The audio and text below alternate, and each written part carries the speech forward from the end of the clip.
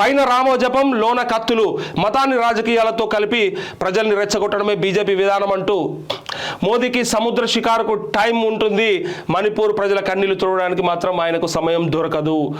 ఫాసిస్టులపై పోరు కోసమే రాహుల్ యాత్ర, దేశాన్ని రాజ్యాంగాన్ని కాపాడడమే లక్ష్యం ఖర్గే అంటున్నాడు. మణిపూర్లో మళ్ళీ శాంతి నెలకొల్పుతామని చెప్పి రాహుల్ అంటే భారత్ జోడో న్యాయ యాత్ర ప్రారంభం పాల్గొన్న ముఖ్యమంత్రి రేవంత్, బట్టి షర్మిల గురించి అయితే మీ అందరికీ తెలుసు.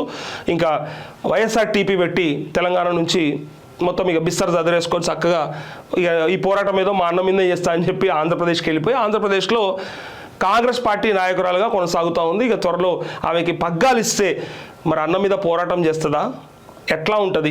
చంద్రబాబును కలిసి పత్రిక అయితే ఇచ్చింది కొడుకు పెళ్లికి రమ్మని చెప్పి. పైగా ఎందుకు పోయినావు అని చెప్పి అడిగిన ప్రశ్నకు తను ఇచ్చిన సమాధానం, గతంలో మా నాయన మా పెళ్ళిళ్ళకు అంటే జగన్మోహన్ రెడ్డి షర్మిల మా అన్న చెల్లెల పెళ్ళిళ్ళకి మా అన్న పెళ్ళప్పుడు నా పెళ్ళప్పుడు కూడా మా నాయన పత్రిక ఇచ్చిండు, చంద్రబాబుకి వచ్చిండు. కాబట్టి ఇప్పుడు నేను అదే సాంప్రదాయాన్ని కొనసాగించే తప్ప ఇక్కడ రాజకీయాలు ఏం లేవు, personal life is personal and political life is political అని చెప్పి చాలా క్రిస్టల్ క్లియర్గా ఎక్స్ప్లెయిన్ చేసింది. ఇక మరి పాదాల మీద చేసిన యాత్ర ఎంతవరకు కొనసాగింది, ఎక్కడ వరకు వచ్చింది, దానివల్ల ఏం జరిగింది, ఏం ఒరిగింది, ఈ రాష్ట్రానికి ఏమైనా చేసిందా, కేసీఆర్ మీద రేవంత్ మీద విపరీతంగా మాట్లాడి లాస్ట్కు తట్టాబుట్టా సర్దుకొని చక్కగా ఆంధ్రప్రదేశ్కి వెళ్ళిపోయింది. తనకి ఇప్పుడు అర్థమైంది, నేను ఆంధ్రప్రదేశే, నేను తెలంగాణ కోడలని చెప్పి ఎంత గట్టిగా చెప్పినప్పటికీ నా అవగారింటి మీదనే, నా అమ్మగారింటి మీదనే నాకు మమకారం ఎక్కువ అని చెప్పి ఆంధ్రప్రదేశ్కి వెళ్ళిపోయింది. సో తను ఇప్పుడు ఇగో అంటే ఈ వార్తల షర్మిల వచ్చింది కాబట్టి ఆ టాపిక్ వచ్చింది. బట్ ఈ వార్త సారాంశం ఏంటంటే పైన మాత్రం రామజపం చేస్తారట, లోన కత్తులు ఉంటాయట బీజేపీ వాళ్ళు. వాస్తవమా చెప్పాలి బీజేపీ వాళ్ళు. మరి ఇంత పెద్ద మీ మీద విమర్శ ఆరోపణ చేస్తున్నప్పుడు నిజంగానే లోపల కత్తులు పెట్టుకొని తిరుగుతున్నారా? మరి చెప్పుర్రి బీజేపీ వాళ్ళు. మతాన్ని రాజకీయాలతో కలిపి ప్రజల్ని రెచ్చగొట్టడమే బీజేపీ విధానం అని చెప్పి చెప్తుంటే మరి దీనికి ఏమి సమాధానం చెప్తారో చెప్పాలి బీజేపీ నాయకత్వం. ఎందుకంటే మోదీకి మరి సముద్ర షికారుకు టైం ఉంటుంది, కానీ మరి మణిపూర్ ప్రజల కన్నీళ్ళు ఎందుకు తుడుస్తలేడు, చూడడానికి ఎందుకు పోతలేడు మరి అని చెప్పి అడుగుతూ ఉన్నాడు.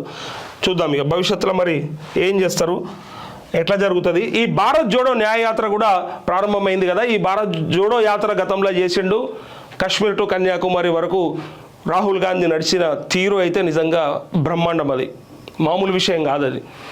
అది చాలామందికి అసాధ్యం కూడా. అది ఇప్పుడున్న నాయకులకైతే మరి ఎవరు చేస్తారో అది తెలియదు, కానీ రాహుల్ గాంధీ దాన్ని సాధించిండు. ఒక రాష్ట్రంలో అధికారం వచ్చి 3 రాష్ట్రంలో అధికారం కోల్పోయినప్పటికీ, అక్కడ గెలవకపోయినప్పటికీ రాహుల్ గాంధీ పప్పు అని చెప్పి ట్రోల్ చేసిన ఆయన పప్పు కాదు నిప్పు, ఇగో చూసిండ్రా అని చెప్పి అంటే మేము తలుచుకుంటే ఎంతకైనా తెగిస్తామని చెప్పి కష్టపడ్డందుకు ఆ వార్త మనం భారత్ జోడో యాత్ర చూసినాం. ఇప్పుడు న్యాయ యాత్ర కూడా మళ్ళీ మొదలుపెట్టిండు. మరి ఈ యాత్రలతోని ఆయనకి ఎంతవరకు కలిసి వస్తుందో కూడా చూద్దాం భవిష్యత్తులో. పైన రామోజపం లోన కత్తులు మతాన్ని రాజకీయాలతో కలిపి ప్రజల్ని రెచ్చగొట్టడమే బీజేపీ విధానం అంటూ మోదీకి సముద్ర షికారుకు టైం ఉంటుంది, మణిపూర్ ప్రజల కన్నీళ్లు తుడవడానికి మాత్రం ఆయనకు సమయం దొరకదు. ఫాసిస్టులపై పోరు కోసమే రాహుల్ యాత్ర, దేశాన్ని రాజ్యాంగాన్ని కాపాడడమే లక్ష్యం ఖర్గే అంటున్నాడు. మణిపూర్లో మళ్ళీ శాంతి నెలకొల్పుతామని చెప్పి రాహుల్ అంటే భారత్ జోడో న్యాయ యాత్ర ప్రారంభం పాల్గొన్న ముఖ్యమంత్రి రేవంత్, బట్టి షర్మిల గురించి అయితే మీ అందరికీ తెలుసు. ఇంకా వైఎస్ఆర్ టీపీ పెట్టి తెలంగాణ నుంచి మొత్తం ఇక బిస్తర్ చదివేసుకొని చక్కగా ఇక ఈ పోరాటం ఏదో మా అన్న మీదే చేస్తా అని చెప్పి ఆంధ్రప్రదేశ్కి వెళ్ళిపోయి ఆంధ్రప్రదేశ్లో కాంగ్రెస్ పార్టీ నాయకురాలుగా కొనసాగుతూ ఉంది. ఇక త్వరలో ఆమెకి పగ్గాలు ఇస్తే మరి అన్న మీద పోరాటం చేస్తుందా, ఎట్లా ఉంటుంది? చంద్రబాబును కలిసి పత్రిక అయితే ఇచ్చింది కొడుకు పెళ్లికి రమ్మని చెప్పి. పైగా ఎందుకు పోయినావు అని చెప్పి అడిగిన ప్రశ్నకు తను ఇచ్చిన సమాధానం, గతంలో మా నాయన మా పెళ్ళిళ్ళకు అంటే జగన్మోహన్ రెడ్డి షర్మిల మా అన్న చెల్లెల పెళ్ళిళ్ళకి మా అన్న పెళ్ళప్పుడు నా పెళ్ళప్పుడు కూడా మా నాయన పత్రిక ఇచ్చిండు, చంద్రబాబుకి వచ్చిండు. కాబట్టి ఇప్పుడు నేను అదే సాంప్రదాయాన్ని కొనసాగించే తప్ప ఇక్కడ రాజకీయాలు ఏం లేవు, personal life is personal and political life is political అని చెప్పి చాలా క్రిస్టల్ క్లియర్గా ఎక్స్ప్లెయిన్ చేసింది.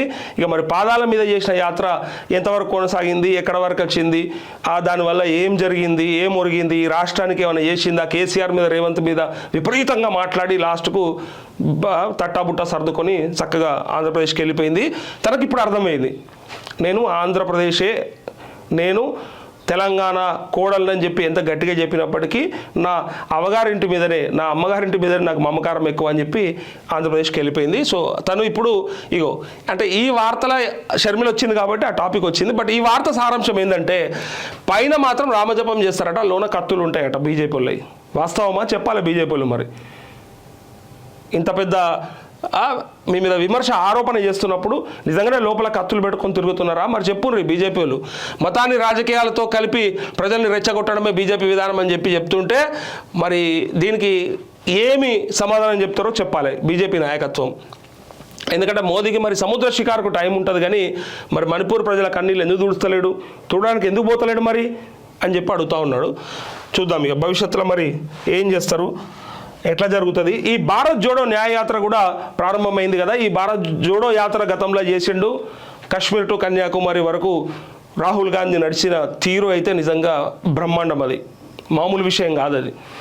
అది చాలామందికి అసాధ్యం కూడా. అది ఇప్పుడున్న నాయకులకైతే మరి ఎవరు చేస్తారో అది తెలియదు, కానీ రాహుల్ గాంధీ దాన్ని సాధించిండు.